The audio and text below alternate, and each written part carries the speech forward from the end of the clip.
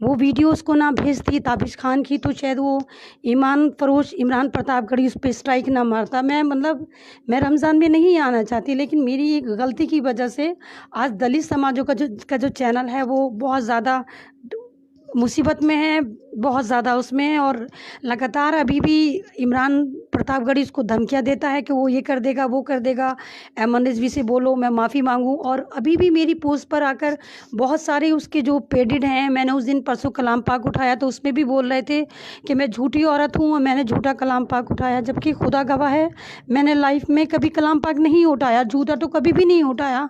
सिर्फ पहली बार मैंने कलाम पाक उठाया, वो भी एक दलित समाज के लिए उठाया, क्योंकि मैं झूठ नहीं बोल रही थी। मेरी ही वीडियो थी वो जो मैंने भेजी थी, और इल्लीगल स्ट्राइक इसने लगाया था इमरान प्रतापगढ़ी ने। और अभी भी जहाँ जहाँ मेरी वीडियो चल रही हैं, इसके उज़ैर खान करके कोई एक आईडी है, इमरान प्रतापगढ़ी का कोई पिट्ठू है, वो वहाँ जाकर मुझे गालियाँ देता है, बहुत गंदी गंदी मुझे बातें लिखता है। तो मेरे पे कोई फ़र्क नहीं पड़ता, क्योंकि ना मैं नेता हूँ, ना मैं अभिनेता हूँ, ना मुझे कोई बनना है। बस मुझे कौम की खिदमत करनी है, कौम की आवाज़ बननी है। वो चाहे मैं जिस तरह बनूँ, किसी चैनल पे आके बनूँ या फेसबुक पे आके बनूँ, किसी भी तरह बनूँ, या वॉइस SMS करके बनूँ, मैं इंशाल्लाह भारत की बेटी कल भी थी और आज भी, क्योंकि मैं इंसानियत बचाने निकली हूँ। मुझे किसी पैसे वैसे से कोई सरोकार नहीं है, किसी पार्टी से कोई सरोकार नहीं है। हाँ, मुझे बहुत अफसोस है कि मैं कांग्रेस पार्टी को बहुत पसंद करती थी, और कांग्रेस पार्टी ने इतने घटिया इंसान को टिकट दे रखा है कि कांग्रेस पार्टी बहुत बड़ी गलती कर रही है। क्योंकि इस वक्त के जो भारत के हालात हैं, लोग बहुत तेज़ी से कांग्रेस की तरफ जा रहे थे, मुसलमान भी जा रहे थे और दलित भी जाएंगे। तो कांग्रेस का अगर मुझे कोई भी सुनना है तो प्लीज़ इस पे एक्शन लें और इसको अपनी पार्टी से निकाल कर बाहर करें, क्योंकि ये गवैया है, मिरासी है, इसको भांड है, ये गाने वाला है। तो भांड की और मिरासी की पार्टी में कोई जगह नहीं होनी चाहिए, क्योंकि कोई भी अगर पार्टी ज्वाइन करता है तो वो अकल वाला हो, सेंसिबल हो। आज हम बीजेपी को पूरा क्यों कहते हैं? क्योंकि इसके सारे नेता बावले हैं। संबित पात्रा आता है, उल्टा सीधा बकवास कर देता है। जैसे यूपी में बसें खड़ी हुई हैं, तो संबित पात्रा ने कहा वो बसें नहीं है, वो बाइक हैं, स्कूटर हैं। तो हम इनका इसलिए तो मजाक उड़ाते हैं क्योंकि इनको तमीज़ नहीं है। स्मृति ईरानी कल क्या कह रही है आगे परसों, कि भारत में जो है 80 करोड़ परिवारों को मोदी सरकार ने राशन दिया। तो भाइयों, आप 80 करोड़ को मल्टीप्लाई अगर 4 से भी करेंगे तो 360 करोड़ की आबादी बैठती है जो भारत की नहीं है। तो हम बीजेपी को क्यों कहते हैं कि वो जाहिलों की सरकार है? जाहिर है, क्योंकि वहाँ के लोगों को तमीज़ नहीं है। अगर कांग्रेस भी ऐसी ही जाहिलों को अपनी पार्टी में देगी जो दलितों के दुश्मन होंगे, जो दलितों की आवाज़ को बंद करेंगे, क्योंकि अगर आप किसी दलित को वैसे टारगेट कर रहे हैं इमरान प्रतापगढ़ी तो कर ले, लेकिन आप उसकी आवाज़ को ख़त्म कर रहे हैं। वो एक चैनल है, उसने बहुत मुश्किलों से तैयार करा है, बहुत मुश्किलों से खड़ा करा है। मैं इमरान प्रतापगढ़ी की, मैंने उसकी आज तक शक्ल नहीं देखी, उससे मिली नहीं। बस मेरी यही है कि आप लोग जो मुझे सुनना है वो प्लीज़ लोकतंत्र को सब्सक्राइब करिए, उसको इतने तो व्यूज़ दे दीजिए, इतने तो सब्सक्राइब दे दीजिए कि उसके 1 मिलियन हो जाए और वो चैनल बच जाए। मुझे मालूम है अभी भी मुझे गालियाँ पड़ेंगी, अभी भी लोग मुझे ये कहेंगे कि मैं ड्रामा कर रही हूँ, लेकिन यकीन जानिए मैं जब फेसबुक पर आती हूँ, पता नहीं मुझे क्या है, क्योंकि फेसबुक पे आने के बाद मुझे ऐसा लगता है कि शायद मैं अपने परिवार में हूँ। ये 5,05,000 जो मेरे दोस्त हैं, शायद ये मेरे अपने हैं, जो मेरा दर्द समझते हैं, मुझे इज्जत देते हैं। क्योंकि इन 5,000 दोस्तों में मैंने जब भी कोई पोस्ट शेयर करी या कोई भी मैंने कुछ भी शेयर करा, मुझे गाली नहीं पड़ी। तो फेसबुक के फ्रेंड मेरे बहुत ज़्यादा दिल के करीब हमेशा से रहे हैं, जब से मैंने इन लोगों को अपना फ्रेंड रिक्वेस्ट ली है।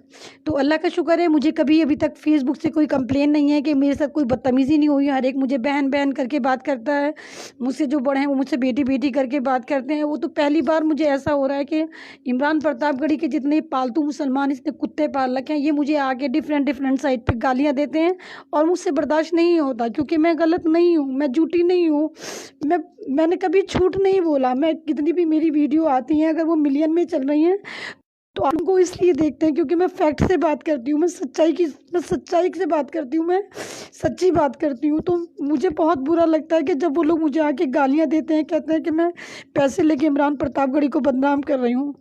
रमज़ान है, मैं तो खुदा इमरान प्रतापगढ़ी का आज तक नाम तक नहीं सुना था, मुझे नहीं पता था इमरान प्रतापगढ़ी कौन है।